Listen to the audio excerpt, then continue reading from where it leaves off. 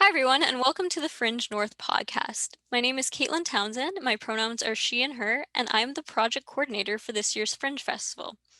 And I have with me here today Wendy. Wendy, would you like to take a moment to just introduce yourself and talk a little bit about your submission for this year's Fringe Festival? Okay. Hi, Caitlin. Hey. My name is Wendy Hamilton, and we have two submissions this year to the Fringe Festival. One is called Moments in Algoma, a group of seven experience. And interestingly, Moments in Algoma, which is produced by my company, Theatre in Motion, has been part of the Fringe since it began in Sault Ste. Marie, originally as a live production. And this year, we're going to share the video production that we created. We had to film it because the pandemic literally killed our show. And so we did go ahead and we filmed it. And so we're very pleased to be able to still have it. It's almost like a tradition now with the Fringe. So this time it will be bring your own venue, as I understand that's the term. And hopefully, if there is any sort of donation towards anything, it will be to the Fringe for that particular submission. And the other submission is called the Writer's Den. And the Writer's Den is something that a group of friends and I, again, as part of Theatre in Motion, had as part of the Fringe several years ago. And I like it because it allows me to just try new things as a writer. I'm primarily a writer, playwright, but I also produce as part of my company, Theatre in Motion. So the Writer's Den this year will be a workshop. So I guess we'll be like a live Zoom, Yep. and with myself and my collaborator, Loretta Durat, who's joined me on many journeys. I can talk a little bit more about her. And in the Writer's Den this year for the workshop, we're going to explore the monologue and the single voice and how that singular voice works and the pros and cons and interpretations behind it and the power it can have in performance. Well, that's awesome to hear. I'm really excited to have those both as part of our festival this year. I am curious, so can you tell us a little bit about your journey as to getting into writing and then shifting to the producer side of things as well, and kind of what that's looked like for you over the years? Sure. A big part of it is growing up in Sault Ste. Marie. I was part of community theater all through, right from the time I was 8 years old. And then I ended up in a career, initially in a career as a writer in television. So I worked in television and radio as a copywriter and actually made a living and lived in a number of places in that capacity. And then came back to the Sioux and was communications officer for the public school board. And then all of that love of community theater came back to me once I was back in my hometown. And so I started to play again.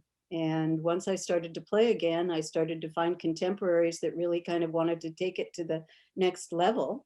Mhm. And so I ended up writing full time, and it's been an amazing journey. Obviously, not the steady paycheck that I used to get, but yeah. So all the way back in 1997, we actually formed a company called Theatre in Motion, strictly for the purposes of having an identity for us to take a show on the road to fringe festivals. Nice. So yeah, so fringes have played a pretty important role in allowing me to be a risk taker. Mhm. And the first show that we took on the road was called Bellies, Knees, and Ankles. And so my writing technique, if I can talk a little bit about that, Of course. is that what I love about theater is the collaborative aspect of it. So Mhm. what I found myself doing was I would get together with a group of actors, work out backstories that were not shared with the other actors, and then I would go away and to begin to write on the basis of a premise. In the case of Bellies, Knees, and Ankles, it was four women meeting in a diner in Northern Ontario. And then I'd bring the pages in to every rehearsal. And then they would actually start to ad lib and work through based on their character backstories. And I ended up creating a number of shows that way. And it really does continue to this day. So um, the in the recent years, in the last 10 years or so, I've ended up writing a lot from local history, and which has been wonderful because it's allowed me to write for the tourism market, which means that we're not constantly fighting to put bums in the seats. We're really, we have Yeah. a determined audience. We've worked a lot with the Ermitinger Clerg National Historic Site, which is where Moments in Algoma came about, which is a story about the group of seven and how they arrived here in 1918. Um, and so that's been a great journey because then, you know, we're all able to make a little bit of money and not worry about that box office at the door and continue to create. So I guess that's sort of in a nutshell Yeah. what brings me to 2021. That's awesome to hear. I'm curious because your like your approach is so localized in terms of exploring the local history. How does that come out in these different pieces that you're doing, and what makes it unique to being like having that background where you've lived a lot of different places and been kind of in film and all over the place, and then to like what's the heart of theater here and how you bring those into your pieces with the history? Uh, well, you sure can't take Northern Ontario out of the girl. I Mm. don't know how do you explain that. There's been so many of us that have come back that couldn't wait to leave and then came back at different points in our lives. And we've never had an explanation for it other than maybe it's the pull of the Great Lakes. Mm. Who knows what it is, because it's tough to be an artist in the North. It's tough to piece together a living, you know, Mhm. and yet it's so inspiring. And what I found with pulling from local history, what's ended up fascinating me about that is how little I know about our history. Mhm. And I mean, obviously, the Indigenous history is a huge part of it. And I've only begun to tap into that in the last 10 years or so. So it kind of, it boils down to a lot of research, but also trying to figure out who you're writing for. So it's a little different than just, you know, that creative exploration that I was able to do in other pieces. You know, when you're writing for a specific audience, there the old copywriter in me kicks in a bit, where I'm thinking, who is my audience? Mhm. So I wrote two pieces for the War of 1812 because we were one of the designated areas in the province for the War of 1812. And I knew nothing about our history here. I didn't know the full story of the fact that the Americans came and burned Fort St. Joseph and came and burned Sault Ste. Marie and killed a few people on their way from St. Joe's to the Sioux, and then went over to Mackinac and tried to take the fort back. I mean, we're just full of all this dramatic history, you know, and you get into the fur trade and the voyageurs and the coureur de bois and the Métis history here, and it's just, it sucks you in. Mhm. But in the end, it has to be really brought down into a tight piece. So I have ended up writing a lot of pieces that are 30 minutes or under an hour long and are often single voices for that reason. So, Mhm. but yeah, it's, there's just, it's never ending here. I mean, and Yeah. now it's to be able to share those stories with others that becomes really exciting. So. Yeah, and as you're going through that process, because it is like such an enriching history, to narrow it down like that, how do you find that? What works for you in that process of deciding what pieces are the most relevant and compelling to bring into a piece? Well, the subject matter is often picked by the tourism market, like the War of 1812, and jumping in there. With the group of seven, it became how to tell that story and what story to tell. Mhm. And it did boil down to Lawren Harris in the single voice because he was the one that really motivated them to come here. And he came here and repeated to come here for many years. The process again comes back to the fact that in that project, I worked with Sandra Fursell very, very closely as a director. And so she was literally directing and dramaturging as we were writing. And again, had to deal with the fact that I was giving her incomplete pieces, bringing in an actor, working through readings, listening. Like I really need to hear what I've written. Mhm. And so, it's really finding actors that trust that process and don't need to have seen another production. Yeah. Like literally, those words are fresh on the page, and their interpretation and their voice influences me and the direction the piece takes. And so it really is, it's not for everybody, but if you love that risk taking, then again, it's that's a big part of how my decisions are made, is in process with the actors and with the dramaturg director. Yeah, it's like that co-creation that goes along with the arts, I think, where we're all like feeding off of each other, and yeah, it's just a beautiful process. Yeah, like sometimes, I've worked over the years with local musicians' music. And sometimes, like in a play I wrote called The Lions and the Lambs, which was produced by the Sioux Theatre Workshop many years ago. It was about two daughters in the last night of packing up the home before their mother went into a nursing home. But what ended up changing it, even though it had been through many dramaturgical processes and kind of giving it its heart, was I discovered the music of Larry Borick. And Larry doesn't live here anymore, but he was on the island for many years and engineered a lot of albums. But it was that listening to his music that all of a sudden started to just give it an atmosphere Hmm. that guided me. So yeah, when we live here, we really have to reach out to each other and pull together, because there's no professional theater here to give us that infrastructure for new play development, right? It's you really do have to reach out and find like-minded people. Hmm. For sure. Um, and I'm also curious about, you had shared earlier, so this was actually a project that had come about prior to COVID, and then it shifted for the COVID and like the digital sphere. How did you make that shift with it, and what, I guess, stayed consistent between those two pieces, and what did you kind of like, how did you adapt it for the digital space? So we're talking about Moments in Algoma. Hmm. Yeah. Okay. Well, we really, in this particular project, Christian LeMay joined me as the videographer and editor, and Tova Arbus who joined me as the production coordinator, and Rob McDowell, who was the actor that had performed the last two seasons of the show at the Ermitinger Clerg. So he was in the character, he had it. And so we didn't change a thing. We had him start in the theater, walk out of the theater to the out of doors. And then we moved it to Hiawatha and to several other locations. And we just kept exactly the same arc, did not look to add or adapt in any ways. I wanted it to be the theatrical piece on film, Hmm. but it was silly Yeah. to shoot it in the theater. Hmm. So, in the small theater at the Ermitinger Clerk. So we literally, and then at the end, he walks back into the theater and onto the set.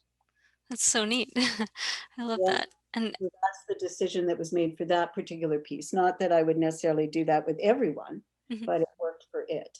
So Yeah, and especially being able to kind of draw on some of the scenery that we have around here, that I'm sure was relevant to the heart of the script too. That's a really cool opportunity to get to pull in. big time, Mhm. yeah. And for me to get to work with Christian LeMay, because that was pretty cool too. Mhm. Yeah, so maybe you could talk a little bit about like what that process was like to work with those different individuals for this particular piece. Wh- What was your like favorite part of the group coming together? Oh, that chaotic first moment where we're all standing looking at each other going, okay, we have to begin. We really do have to begin. Okay. And then once it starts, it's I think for Christian, it was an interesting experience because he had not worked on a scripted piece like that, where he's actually working with an actor and dialogue and looking at, something that isn't not going to be edited the same way as a piece would be for Shaw, for example, or a profile of the Fringe Festival. Mhm. It's to actually dive in and go through that. So I always enjoy just learning from others and the sharing of that. You know, Mhm. so For yeah. sure. And who have some of your inspirations been that compelled you to go into the art space? And uh, like shaped you as a writer as well? Well, again, I go back to childhood, and the Sioux Theater Workshop was a big part of my life when I was a child, and that was an era when they had funding to bring in a lot of guest directors, artists, and so forth. So my exposure to some great people, such as Richard Howard, who's passed on. I mean, I was 8 years old, and in in what was called the, um, I think it was the Dominion of Canada festival then, I believe it was called, and Prime Minister Pearson was there, Nice. and it was a play called The Miracle Worker. So I started out acting and discovered that that was not my thing at all. I was constantly wanting to write down the stories, and I had a theater group in elementary school called Tiny People's Little Theater, and I actually wrote plays and staged them in our elementary school. So That's awesome. that urge to just create and put stuff out there and storytell was very strong from childhood. So Richard was certainly a big influence, and there's been many others over the years. It's it's like traveling to fringe festivals. I just have to share a few stories about those early years of fringe festivals, if that's okay. Yeah, for sure. I'd love to hear them.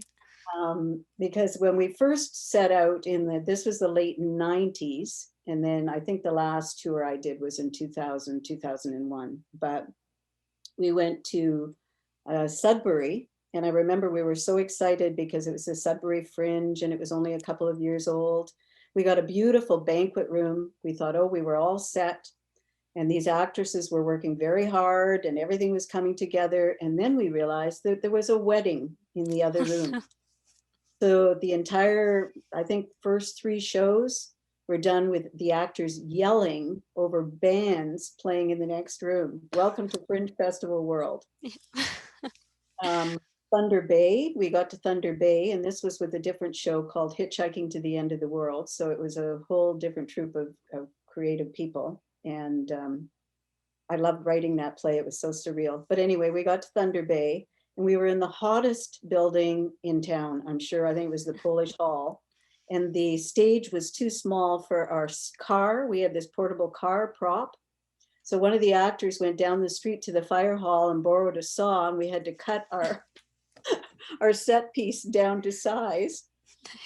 And in those days of doing your live promotion, as you're trying to substitute for here, I remember being out in the street in the opening night, and everybody's got their handbills, and we had hand painted all these handbills, and we're selling our show like crazy. And this woman was packing them in, and the title of her show was The Topless Accordion Player. And literally, that's what she did. She played the accordion without her top. But it was like she packed them in. She sold out every night. And so we learned a lesson about, sometimes a little bit of PR goes a long way in terms of how it's phrased.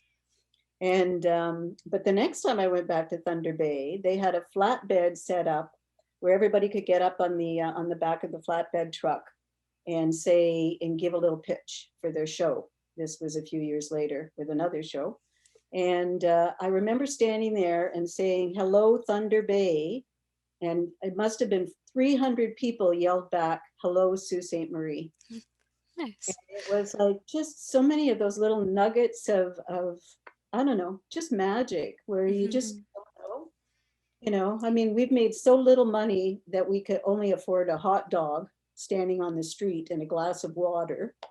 And other times where we've made enough money to, go out for a great meal after and say, what a wonderful, but it's always been a great experience and Mm-hmm. always an aspect of adventure to it. So I'm a big fringe aficionado. Well, that sounds great. Thank you for sharing, and I really appreciate having you here today and sharing your past experiences and just that heart of Fringe. I am noticing the time, so I just want to make sure we have space. If there's anything that you want to share that you feel like you didn't get to, or something that you want audience members to know about your submission for this year's festival or your workshop as well, that would draw them out. Yeah, anything come to You know, mind? I want to share something. This is from, again, I'm pulling from history a little bit, but there was a fellow by the name of Steve Ballantyne that moved to Sault Ste. Marie a number of years ago. And he found his heart here. He started a group called Sioux Youth Theater. And he ran something called the Dream on the Island for a good number of years that many, many people will remember because they grew up as part of it. It was a 2 and 3 week immersion training in theater that he did on St. Joe's Island. And he wrote this once, and I'd like to share it. Is that in your way? Can you see that? What I have? I can't see anything. I think Okay, you'd have to yeah. okay, I will read it then. It says, I have never believed that it must come out of Toronto or New York or some other great beyond to be of merit and warrant our respect. If there is, and I believe there is, such a thing as a Canadian cultural identity, it is right here under our noses. All it requires is the sweat and fortitude to dig it out. The work I do and my fellow artists do here in Sault Ste. Marie, we are the cultural pioneers. And I think everybody that's involved in this fringe throughout the North, you're all cultural pioneers. And I hope you'll come and join some old pioneers of Loretta Durant and Wendy Hamilton when we explore the monologue with a mystery reader as part of the Fringe at the Writer's Den. That's awesome. We're really looking forward to it, and we're so glad that you're part of the festival this year. For those watching at home, the festival is running from August 19th to the 22nd with a sneak preview on the 18th. So come on out, buy tickets, and support Wendy and her work. Thank you for watching. Thank you, Wendy, for your time. Miigwech, merci, and gracias. Have a great day. Bye. Thank you for watching our podcast. Merci, miigwech, gracias.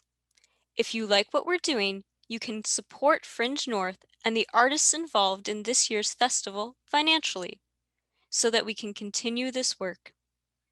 Visit www.fringenorth.ca to find out more.